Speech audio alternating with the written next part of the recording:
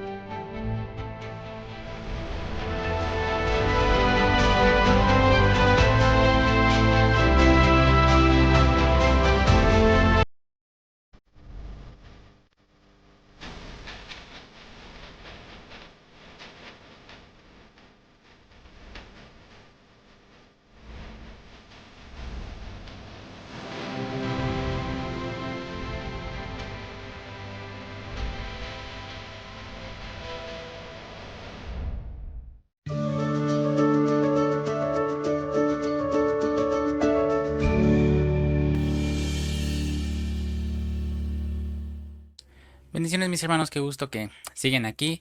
Sean bienvenidos. Les doy la cordial bienvenida a este nuevo estudio acerca de Timoteo. Estamos ya en Primera de Timoteo, estamos en la parte 13, me parece, en la parte 13, y hoy vamos a estudiar de las 18 fes que estamos estudiando. Hoy nos toca estudiar la 11ª. Así que no se vaya, quédese hasta el final. Y hermano, le invito que si usted es la primera vez que nos ve y no sabe de qué estamos hablando de estas 18 fes, lo invito a que se suscriba para que usted no se pierda de ninguno de los estudios que estamos subiendo y los que iremos subiendo posteriormente a este.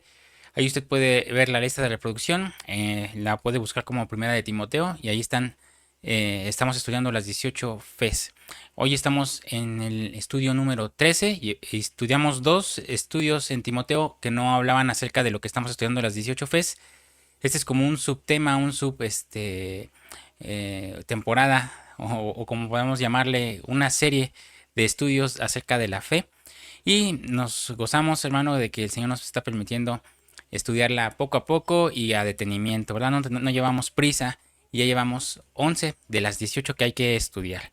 Le invito, si usted tiene alguna duda, algún comentario, alguna reclamación, nos puede escribir aquí a sablevisión.yt@gmail.com y ahí con mucho gusto nos podemos atender.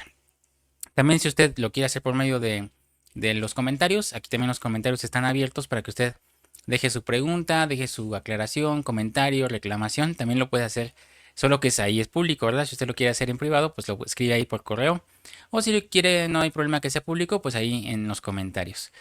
Amén. Pues ya fue por su Biblia, ¿verdad? Ya fue por su cuaderno. ¿Qué les parece si vamos iniciando? Acompáñenme a Primera de Timoteo 4:1. Primera de Timoteo 4:1. Pero el Espíritu dice claramente que en los postreros tiempos algunos apostatarán de la fe, escuchando espíritus engañadores y a doctrinas de demonios. Esta, mi hermano, es la 11ª vez que se menciona la palabra fe, de las 18 que aparecen en Primera de Timoteo. Y es muy maravilloso, hermano, el darnos cuenta de que la palabra del Señor es matemática. Porque cuando Pablo le escribe a Timoteo, en la primera epístola que estamos estudiando, usa 18 veces la palabra fe. Y la fe, hermano, en el original viene de una palabra griega que se pronuncia pistos, que es derivada de otra que es pistis. Y esto quiere decir convicción, estabilidad, fidelidad. Pues yo creo que usted ya ha escuchado esta palabra de pistis, pero no lleva acento, es pistis. Así que hablar del pistis, hermano, de la fe, estamos hablando de nuestra convicción, de nuestra base. Y por eso decimos que la fórmula de la fe está en Hebreos 11.1. Yo creo que ya muchos no lo sabemos de memoria, ¿verdad? Hebreos 11.1. Y si no, pues estamos a tiempo, ¿verdad? Para que usted se lo aprenda. Pero no más que de memoria, hermano, que lo guardemos aquí en el corazón y sepamos en realidad el trasfondo de este versículo, ¿verdad? Es pues la fe y la certeza de lo que se espera, la convicción de lo que no se ve. Este es el texto clásico, hermano, de la fe, ¿verdad? Pero cuando dice certeza, hermano, usa una palabra griega que usted lo puede encontrar en la concordancia Strong 5287, ese es su número. Y la palabra certeza, hermano, viene de la palabra griega upóstasis. Quiere decir el soporte que te sostiene. La certeza es el upóstasis, el soporte que te sostiene. Entonces, la fe es como la silla en la que nos sentamos, como el piso también en el cual caminamos, ¿verdad? Es un cimiento, es una base. Y me llama mucho la atención que la palabra upóstasis también se traduce como esencia. Upóstasis también se traduce como esencia y tiene que ver con la naturaleza del Elyon, la naturaleza del Altísimo, de la energía primigenia. También si usted tiene alguna duda acerca del Elyon, del Altísimo, tenemos ahí temas, aquí en Sablevisión lo puede encontrar como la cuadridimensión de Dios. Ahí explicamos muy bien el Salmo 91. Usted ya, los que llevamos tiempo, ya lo agarramos bien, ¿verdad? Pero si usted, mi hermano, es la primera vez que nos ve y tiene dudas de qué es el Elyon, qué es la energía primigenia, qué es el Altísimo, vaya ahí a en la lista de reproducción de aquí de Sablevisión y busque la cuadridimensión de Dios. Por eso le dije que hay más esperanza, hermano, para un adúltero que para un apóstata. Porque si el adúltero se arrepiente y cree que el Señor lo perdona, pues es restaurado. Pero el apóstata, hermano, que año tras año se pierde y cae en la misma piedra y Dios lo puede restaurar, ¿verdad? Pero él ya no se siente, ¿cómo decirlo? En esa naturaleza de no pecar, sino que ya se le hace común. Y cuando ya entra en esa caída tras caída en lo mismo, hermano, ya no hay forma en la cual lo puedan restaurar. Por eso la falla más grande, hermano, es la falla en la fe. Pero la fe no solo es certeza, ¿verdad? Acabamos de leer Hebreos 11.1, sino que también es una convicción. Y esta palabra convicción se deriva de una palabra griega que es la número 1650 de la concordancia Strong y se pronuncia elekchos, que quiere decir evidencia o demostración. El que tiene fe tiene la prueba de que Dios es veraz, ¿verdad? Pero cuando Pablo comienza a hablar de estas 18 fees, hermano, es porque el gobierno del anticristo está muy cerca, hermano. Y ve el 666 a la puerta. Esto lo estaba viendo el apóstol. Y entonces le escribe a Timoteo y le dice que con pura fe lo va a vencer. Este gobierno del anticristo se va a vencer con fe. Amén. Y nosotros estamos en estos tiempos, donde el imperio del anticristo está a las puertas. El espíritu del anticristo ya está moviéndose, la iniquidad, pero hay algo que lo detiene, ¿verdad? Pero a pura fe, hermano, lo vamos a vencer a este espíritu porque hay que retener la fe. No estoy diciendo que nosotros vayamos a pelear con el anticristo. Amén, porque ya cuando el anticristo se manifieste, nosotros ya no estaremos aquí. Lo decimos por fe. Pero sí podemos vencer al espíritu del anticristo, al espíritu babilónico que se está moviendo en este tiempo muy fuerte y se quiere meter en la iglesia. ¿Cómo lo vamos a vencer? Con estas 18 fees que estamos estudiando. Por eso es importante, hermano, que le demos un seguimiento, ¿verdad?, a la palabra y podamos escudriñar texto por texto, palabra por palabra. Y así el Espíritu Santo nos va guiando y nos va diciendo por dónde. Porque no nos habíamos puesto a detener, ¿verdad?, estas 18 veces que se menciona la palabra fe en primera de Timoteo. ¿Y por qué? ¿Por qué? ¿Cuál es la razón? La onceava fe, hermano, es la que vence a la apostasía. Volvamos a leer 1 de Timoteo 4.1. Acompáñenme ahí. 1 de Timoteo 4.1. Pero el Espíritu dice claramente que en los postreros tiempos algunos apostatarán de la fe, escuchando a espíritus engañadores y a doctrinas de demonios. ¿Y qué es apostatar, hermano? Apostatar se deriva de la palabra griega 868 de la Concordancia Strong. Esta palabra muchos apostatarán, viene de esta palabra griega que se pronuncia apistemi. Y apistemi quiere decir darse la vuelta, apartarse, retirarse. Pero lo más fuerte es que quiere decir divorciarse. Hoy en día está más de moda esta palabra, divorcio, ¿verdad? Entonces la apostasía es un divorcio. Y el apóstata, hermano, se divorcia de Dios, se divorcia de lo que ha creído. Y nosotros, hermano, no podemos divorciarnos de nuestra fe, amén, de lo que hemos creído. La salvación es una operación para la boda. Le podemos decir operación boda, así como si fuera una película de Misión Imposible, ¿verdad? La salvación es operación boda. Acompáñeme a Romanos 8:29. Romanos 8:29. Porque a los que antes conoció también los predestinó para que fuesen hechos conforme a la imagen de su Hijo, para que Él sea el primogénito entre muchos hermanos.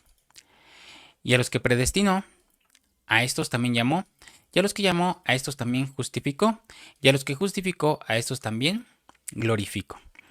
Entonces, hermano, el plan de nuestro Señor, el plan de Dios, el plan del Padre, del Altísimo, es el supremo llamamiento. Y el supremo llamamiento, hermano, es que usted y yo lleguemos a alcanzar la bendición de ser la esposa del Rey de Reyes, hermano. Que alcancemos nuestra glorificación. Ese es el llamamiento supremo. Que nosotros podamos llegar a esa estatura de una novia esposa limpia, sin mancha y con lino fino, ultra blanco, hermano. Finísimo. Pero así como la operación divina es matrimonio, hermano, la operación satánica es divorcio. El diablo quiere que el mundo entero se divorcie de Dios. Y voy a hacer un paréntesis, hermano, para decirle por qué Dios solo acepta un matrimonio. Hablando de matrimonios, ¿verdad?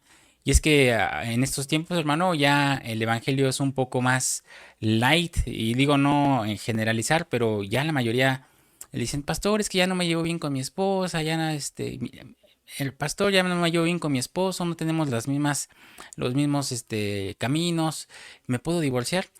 Ah, sí, mi hermana, sí, mi hermano, divórciense y ya el Señor le traerá la pareja perfecta. Y eso, hermano, es principio de apostasía. Ahorita les voy a decir por qué. El misterio está en que Dios solo sopló en Adán un espíritu. ¿Se fija? En Eva no sopló. Y eso quiere decir que compartían el mismo espíritu.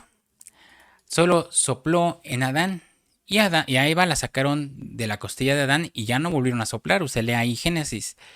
No volvió a soplar aliento de vida sobre Eva, porque ya lo había hecho sobre Adán. Y el espíritu de Adán se ramificó al de Eva.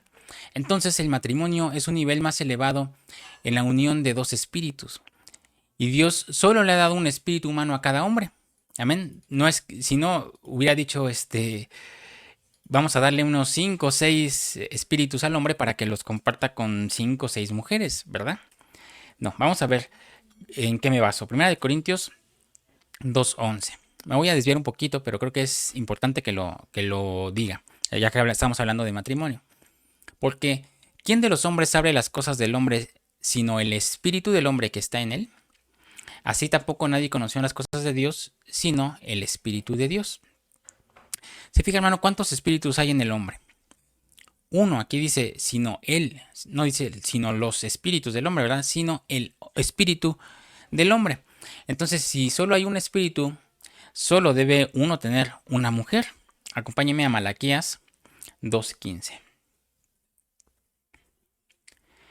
¿No hizo el uno habiendo en él abundancia de espíritu? Fíjese, hizo el uno habiendo en él abundancia de espíritu. ¿Y por qué uno? porque buscaba una descendencia para Dios. Fíjese lo importante, buscaba una descendencia para Dios. Guardaos pues en vuestro espíritu y no seáis desleales para con la mujer de vuestra juventud. Fíjese qué importante, hermano, le llama a la infidelidad, pecado de espíritu. El matrimonio de Adán era el mismo espíritu de Adán en Eva. Y así será el matrimonio de Cristo con la iglesia, el mismo espíritu de Cristo en su esposa. Amén.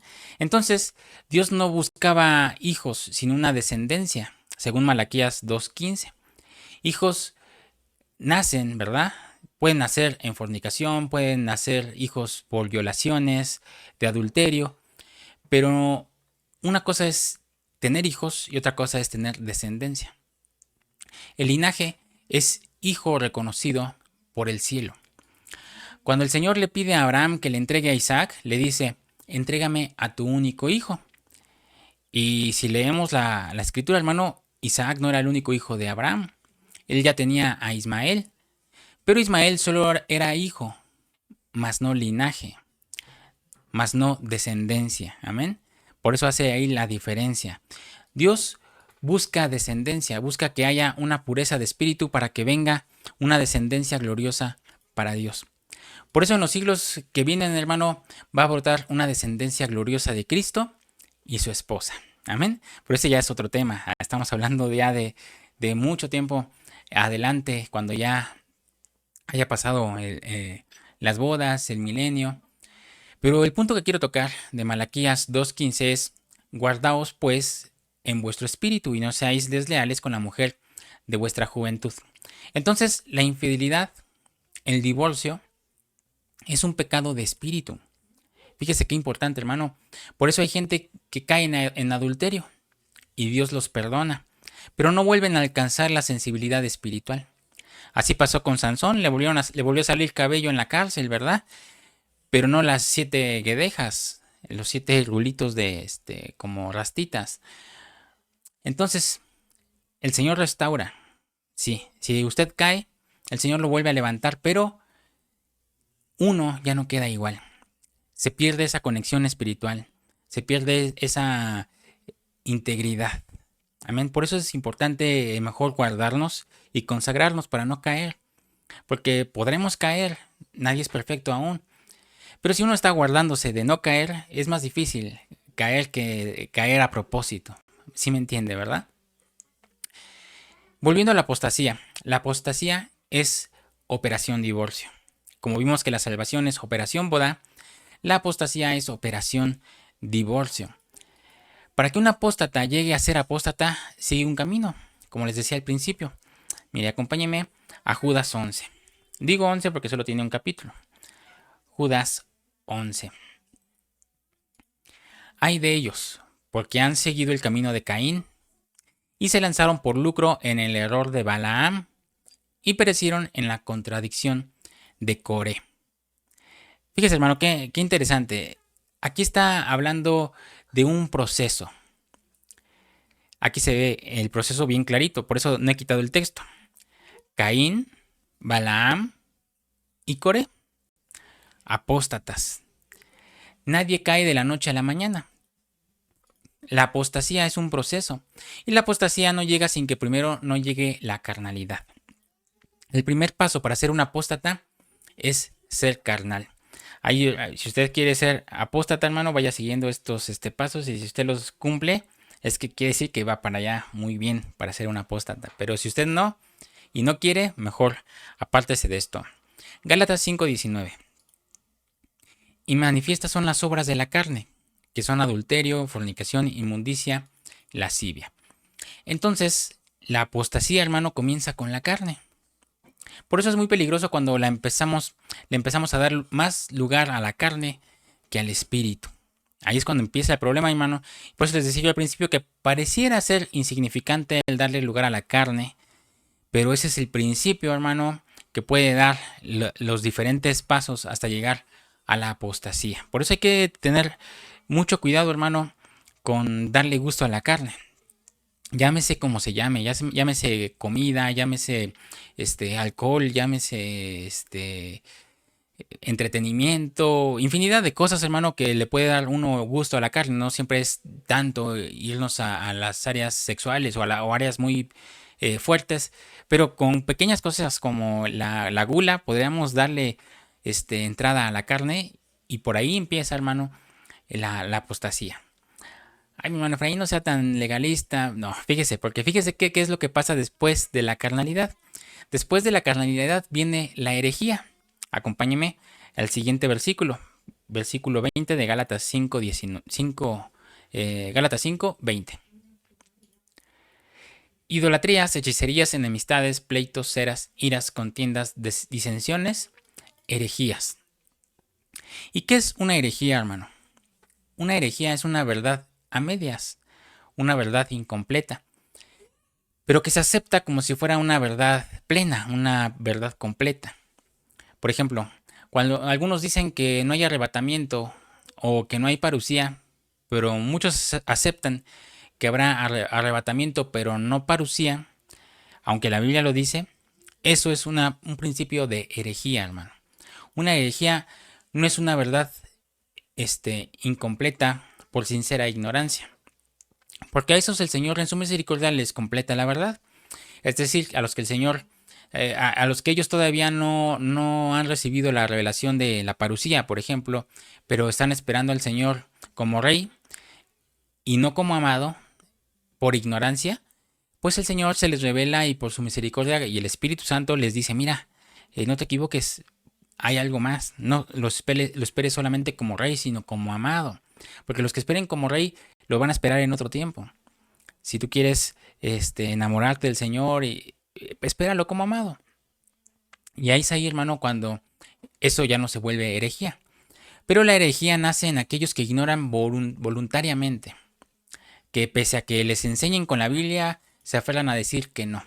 Y hasta buscan acomodar versículos para respaldarse, ¿verdad? Usan la Biblia y usan un texto como pretexto, no usando el contexto, ¿verdad? Entonces, es muy importante, hermano, que si tenemos un conocimiento limitado acerca de una doctrina, aprendamos a escuchar y aprender. No digamos, no lo acepto porque no quiero, porque yo pienso que va a ser así, porque puede ser que entremos en un principio de herejía. Pero después de la herejía viene algo más fuerte, hermano. Después de la herejía viene la blasfemia. Acompáñame a Primera de Timoteo 6.3. Primera de Timoteo 6.3. Si alguno enseña otra cosa y no se conforma a las sanas palabras de nuestro Señor Jesucristo y a la doctrina que es conforme a la piedad, está envanecido, nada sabe, y delira acerca de cuestiones y contiendas de palabras, de las cuales nacen envidias, pleitos, blasfemias, malas sospechas. Fíjese, hermano, de estas cosas salen todo esto. Y una blasfemia, hermano, que es sino un insulto a la verdad. La blasfemia es un insulto a la verdad. Acompáñeme a Judas 8. Judas, ahí se puso Jueces, perdón. Judas 8. No obstante, de la misma manera, también estos soñadores mancillan la carne, rechazan la autoridad y blasfeman de las potestades superiores. Pero cuando el arcángel Miguel contendía con el diablo, disputando con él por el cuerpo de Moisés, no se atrevió a proferir juicio de maldición contra él, sino que dijo, el Señor te reprenda. Pero estos blasfeman de cuantas cosas no conocen, y en las que por naturaleza conocen, se corrompen como animales irracionales. Fíjese, hermano. Entonces el que sigue de la herejía llega a un proceso de blasfemia, en el cual insulta la verdad divina. Y empieza a poner conceptos humanos y decir, este texto no debería de estar aquí, este libro ni siquiera debería de existir en el canon, cuando el Señor fue el que permitió todo esto, ¿verdad? Y por ejemplo, ¿cuánta gente hay que se burla de las lenguas? Esa es una blasfemia, hermano, el burlarse de las lenguas. Pero es una blasfemia que vino después de una herejía. porque creyeron que ya no se debía de hablar en lenguas. Y su base es 1 Corintios 13, cuando dice que los dones y las lenguas cesarán. Pero no es así, hermano. No vamos a entrar a tema, pero allí está la epístola de Corintios. La puede ver en los videos, ahí está la lista de reproducción. Puede estudiar la primera y segunda carta de Corintios. Pero lo que sí les digo es que el Espíritu Santo es para la iglesia de hoy. La iglesia de hoy tiene que ser llena del poder del Espíritu Santo. Amén. Y al ser lleno del Espíritu Santo da dones espirituales. Entre ellos está el hablar en lenguas. Así que si usted no cree en las lenguas, usted no cree en el bautismo o en la Santa Cena, mejor no incite a decir que esto ya no es bíblico, ¿verdad? Que era para otros tiempos, porque ya podría convertirse en herejía. Entonces los carnales y herejes se convierten en blasfemos y se burlan y critican lo que no entienden. Pero el último camino, hermano, ya es lo más top de este escalón o estos escalones que estamos estudiando, es la apostasía. Y los apóstatas los define Pablo en dos pasajes en Hebreos. Acompáñeme a Hebreos 10:26. Hebreos 10:26. No hay cosa, hermano, que esté en la Biblia que ya haya dejado de ponerse en obra. Amén. Las cosas que pasaron en el Antiguo Testamento solo son el reflejo de lo que pasaría en el Nuevo Testamento. Y todo lo que acontece del Antiguo y Nuevo Testamento son profecías de lo que nos está aconteciendo en estos días. Amén. Así que no podemos rechazar algo porque está en el Antiguo Testamento, ni podemos rechazar algo que está en el Nuevo porque el apóstol Pablo lo dijo ya en otro tiempo, ¿verdad? Sino que debemos discernir los tiempos y las edades y debemos entender que todo lo que está escrito para enseñanza nuestra. Amén. No estoy diciendo que ya nos vayamos a circuncidar todos porque eso viene en el Antiguo Testamento, sino que hay cosas, hermano, que son bases primordiales que se hicieron en el Antiguo, no estando en la ley. Amén. Sino que el Señor ya empezaba a enseñar acerca de la gracia con ciertas cosas que estaban en el Antiguo Testamento, como por ejemplo el bautismo en agua estaba en el Antiguo y siguió en el Nuevo. Amén. Y vimos, hay un montón de figuras de bautismos, ¿verdad? De agua, de fuego, ahí está, bueno, para no entrar en tema, pero hay muchas figuras, hermano, acerca de lo que es el bautismo, de lo que es el hablar en lenguas, de las profecías, de los ministerios, que si el apóstol ya no existe en este tiempo, que si los profetas ya no, que si el evangelismo ya no, que si entonces ya pura maestría, ¿no? Puros maestros, ya nada de pastores. Hay que tener mucho cuidado, hermano, porque la estructura, la base de la iglesia la encontramos en la Biblia. No podemos amodernizar una congregación con nuestros propios conceptos, el decir, yo creo que debería ser así. Yo creo que ya no debería de ser así, porque eso lo hicieron en los tiempos antiguos. Ahorita vamos a ver un poco de ese tema. Hebreos 10:26. Porque si pecáramos voluntariamente después de haber recibido el conocimiento de la verdad, ya no queda más sacrificio por los pecados. Es el más grande error, hermano, el caer a la apostasía, sino una horrenda expectación de juicio y de hervor de fuego que ha de devorar a los adversarios. El que viola la ley de Moisés por el testimonio de 2 o 3 testigos muere irremisiblemente. ¿Cuánto mayor castigo pensáis que merecerá el que pisoteare al Hijo de Dios y tuviere por inmunda la sangre del pacto en la cual fue santificado e hiciera afrenta al Espíritu de gracia? Fíjese, hermano. Pues conocemos al que dijo, mía es la venganza, yo daré el pago, dice el Señor, y otra vez el Señor juzgará a su pueblo. Fíjese, hermano, qué interesante y qué fuerte, ¿verdad? Es lo que dice aquí la palabra en Hebreos 10:26 al 30. El camino a la apostasía, hermano, es el que peca voluntariamente. El apóstata pisoteó al Hijo de Dios, tuvo por inmunda la sangre, hizo afrenta contra el Espíritu Santo. El apóstata, hermano, es aquel que después de haber aprendido la verdad de Dios, se va a pecar voluntariamente. Por eso claramente, dice el Señor que hay que clamar con todo nuestro corazón que guarde nuestra alma. Amén. Vamos a leer Hebreos 6:4. Hebreos 6:4. Porque es imposible que los que una vez fueron iluminados y gustaron del don celestial y fueron hechos partícipes del Espíritu Santo, y asimismo gustaron de la buena palabra de Dios y los poderes del siglo venidero, y recayeron, sean otra vez renovados para arrepentimiento, crucificando de nuevo para sí mismos al Hijo de Dios y exponiéndole a vituperio. Hay gente, hermano, como les decía, que cae y nunca más regresa. Y esos son los apóstatas, los que pecaron voluntariamente después de haber disfrutado de la gracia. Porque son 5 cosas, hermano, que enlista el apóstol Pablo. Vamos a estudiarlas. La primera cosa que dice que son los que fueron una vez iluminados. Lo voy a poner nuevamente aquí.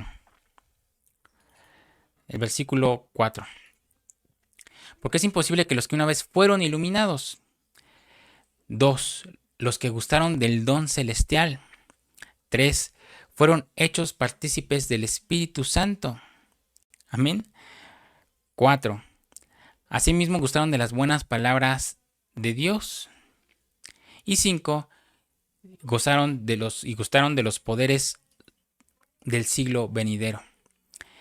Es que, hermano, no es lo mismo el pecado de un recién convertido que el pecado de aquel que lleva 20 años oyendo doctrina y después decide irse al mundo. Es más fuerte. Acompáñeme a 1 de Timoteo 4:1. Pero el Espíritu dice claramente que en los postreros tiempos algunos apostatarán de la fe, escuchando a espíritus engañadores y a doctrinas de demonios. Pero ¿quiénes son estos algunos, hermano? ¿Quiénes son estos algunos que apostatarán de la fe? Déjeme mencionarle algunos y cómo es que se hicieron apóstatas. El primero que menciona la Biblia es Luzbel. Luzbel fue una apóstata. Pero veamos por qué cayó Luzbel. Ezequiel 28:12 e Isaías 14:12 nos dicen que Luzbel era muy bello y que esa belleza le hizo llenarse de orgullo. Fíjese, hermano, Ezequiel 28:12 e Isaías 14:12. Usted ahí se lo dejo de tarea para que usted lo estudie. Dice la Biblia que Luzbel cayó por la riqueza de sus contrataciones. Pero a Luzbel lo tocó la codicia. Entre más tenía, más quería. Y él quería ser semejante al Altísimo. Él quería ser semejante al Elyon. ¿Y el remedio contra la codicia qué es, hermano? La gratitud. Amén. Si usted empieza a sentir esa codicia, mejor sea agradecido y sepa que todo lo que tiene en este día es porque el Señor se lo dio. No decide tener más, sino primero sea agradecido. El segundo apóstata que leemos en la Biblia es Caín. ¿Y por qué cayó a Caín, hermano? Caín cayó porque no creyó que Dios lo pudiera perdonar. Caín se dejó engendrar por el diablo. Y el problema de Caín fue la autonomía del altar. La autonomía del altar es hacer el altar como se le diera la gana. Y el Señor ya había dado el ejemplo de cómo él quería un sacrificio, una ofrenda, matando a los animalitos para vestir a sus papás. Ahí les dio la figura, le dijo, van a matar a este borreguito o este animalito, no sé qué animalito sea. Dice que los vistió de pieles. Y allí hubo un sacrificio, ¿verdad? Y una ofrenda. Él ya les había dado el ejemplo. ¿Por qué Caín se aferró a ofrecer verduras y frutitas? Entonces, y muchos dirán, ay, hermano, es que ¿por qué tenemos un Dios tan rígido que no aceptó las verduras de Caín? Tanto que también le estaba dando de lo mejor. Pero no es eso, hermano, sino que Caín quiso hacer su altar a su propio entendimiento. Como les decía hace un momento, a veces muchos ministros dicen, es que yo creo que en este tiempo ya no se debe de hacer esta cosa. Yo creo que en este tiempo ya no se debería practicar tal o cual cosa. Ya no hay que usar velos, hermanas, eso ya es anticuado. Ya ustedes quítense el velo, ya estamos en la modernidad. Eso déjenselo al tiempo de Israel, a los judíos, a los del Islam, a los de otros países. Estamos en México. Y es hacer un altar conforme a nuestros propios pensamientos, y ahí es donde uno comete la autonomía del altar. Y es hacer el altar como a uno le da la gana. Cuando el Señor ya dejó preceptos, ya dejó el modelo de la iglesia como a él le gusta, ¿verdad? Y entonces esto fue lo que le pasó a Caín. Caín se sintió con la autoridad o con la frescura de decir, no, ya no voy a ofrecer yo un borreguito, porque aparte tengo que comprárselo a mi hermano. Él era él cosechaba y este Abel era el que era pastor de ovejas. Ahora le voy a ofrecer esto porque eso ya es muy anticuado, estar ahí ofreciendo animales muertos. Aparte se mosquean y no, no, no. Eso, hermano, es ir en contra de lo establecido. El apóstata es aquel que se cree autónomo o que se cree que ya tiene autoridad de cambiar el culto al Señor. Amén. No, ahora ya no hay que predicar, ahora hay que hacer pura alabanza. O viceversa. Ahora ya no hay que tener alabanza. La alabanza se hace en otro lado, en casa. Ahora hay pura predicación y 2, 3 horas de predicación. 2, 3 horas de alabanza, nada de predicación y viceversa. Todo en un extremo, hermano. Y nosotros no debemos caer en eso. Ya tenemos ahí, el Señor nos ha dejado claramente cómo es el orden del culto. Amén. Otro apóstata es Pedro. Pero Pedro regresó, hermano. Pedro negó al Señor 3 veces, pero regresó. Hubo otro hermano que también apostató, perdón, y no regresó. Ese es Judas. Quiere decir que aún en la apostasía el Señor tiene misericordia. Misericordia de aquellos que se arrepienten de corazón. Amén. Acompáñeme a Lucas 22:31. Lucas 22:31. Dijo también el Señor: Simón, Simón, he aquí Satanás os ha pedido para zarandearos como a trigo. Quiero que ponga atención aquí, hermano, porque hay un detalle muy grande. Fíjese cómo menciona aquí. Dijo también el Señor: Simón, Simón, he aquí Satanás os ha pedido para zarandearos como a trigo. ¿Por qué no dijo en plural, en singular, perdón? Lo está diciendo aquí en plural, ¿verdad? Versículo 32. Dice: Simón, Simón, he aquí Satanás los ha pedido para zarandearlos, pero yo he rogado por ti. Fíjese, yo he rogado por ti, que tu fe no falte, y tú, una vez vuelto, confirma a tus hermanos. El Señor rogó para que Pedro no se perdiera, pero no hay evidencia, hermano, de que rogara por Judas. Se fija, aquí dice, os han pedido para zarandearos a 2 de ustedes, pero yo voy a pedir por ti, Pedro. ¿Por qué? Acompáñame a 1 de Juan 5:16. 1 de Juan 5:16.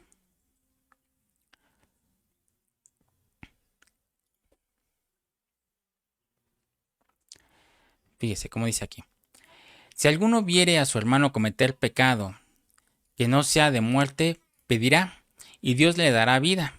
Esto es para que los que cometen pecado que no sea de muerte, hay pecado de muerte, por el cual yo no digo que se pida. Versículo 16. Toda injusticia es pecado, pero hay pecado no de muerte. Aquí está la respuesta, hermano. Pedro no cometió pecado de muerte, pero Judas sí cometió pecado de muerte. Y usted dirá, ¿cuáles son los pecados de muerte? Los pecados de muerte basados en Judas son la indiferencia a lo espiritual. Porque si usted lee las epístolas, si usted lee los evangelios, cuente cuántas veces en los evangelios le pregunta de doctrina Judas a Jesús. Cuente cuántas veces. Ninguna. ¿Y cuántas veces preguntó Pedro acerca de doctrina? Muchas. Entonces, el primer pecado de muerte es la indiferencia a lo espiritual. Lo segundo es atentar contra la adoración.